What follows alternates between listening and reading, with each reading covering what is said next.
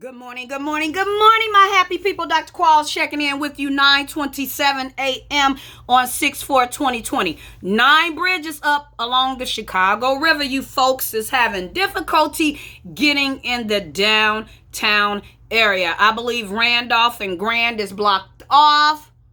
I think they might even have those peoples out there, you guys. So you know what?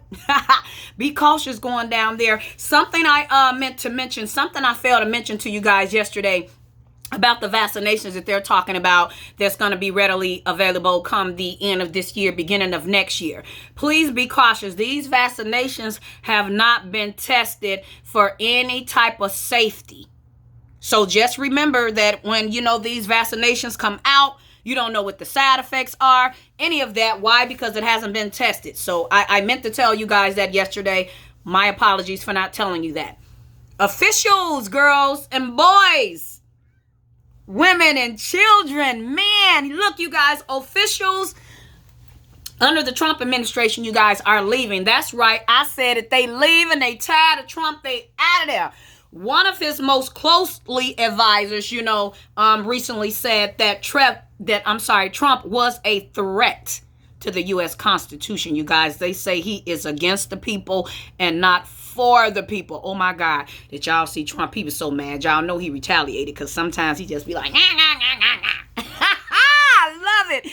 But anyway, you guys, in other news, so all 4 of the police officers have been arrested. That's including the one who actually murdered George Floyd. Now, the prosecutor on this case, Keith Ellison, he is stating that they are charging the officer that killed George with the highest ethical charge that they can at this point.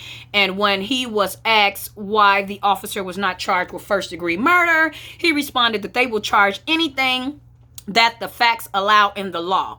The other 3 officers are also charged with aiding and abetting, and they have $1 million bonds. What? Okay, you guys, my son was in the military, and I'm just saying, he told me that when they were in training, they are taught in training 101 to never put their knee, use their knee as a use of restraining an individual, placing it particularly on their neck. And that's basically against their policy. So I'm not quite sure if Keith did his homework on this, because if so, he would know that that's a no-no. Because if they teach the Army that, I'm sure they have that in the police academy somewhere. And not only that, if he did his research and he found out the background of this police officer and George, did he know that they used to work together? Maybe there was an altercation there. Maybe there was a reason why he specifically went after George. Just things to make you go, that they not telling us all the facts about. Okay, girls and boys, you guys.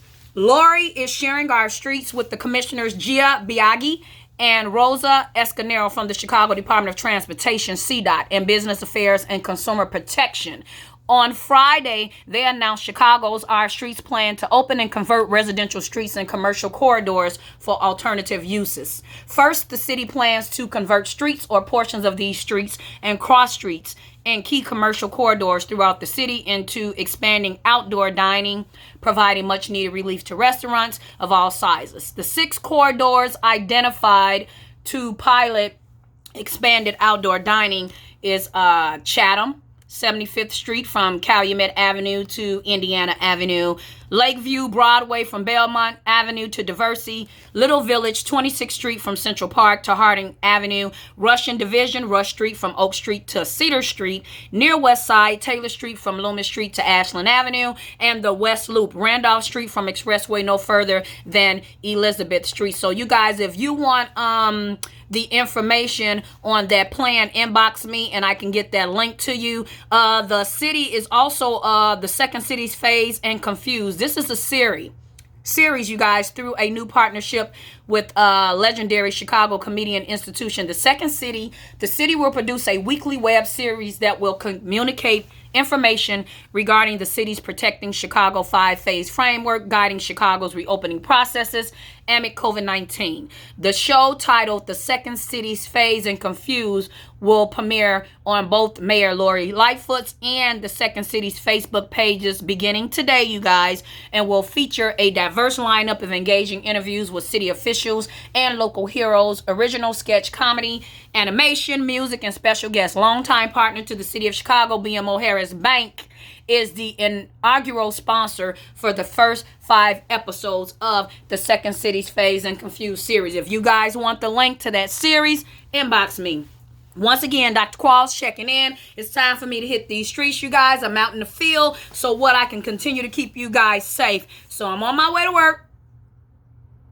If you don't see me or hear from me, please pray for me. Those of you who can, check on me.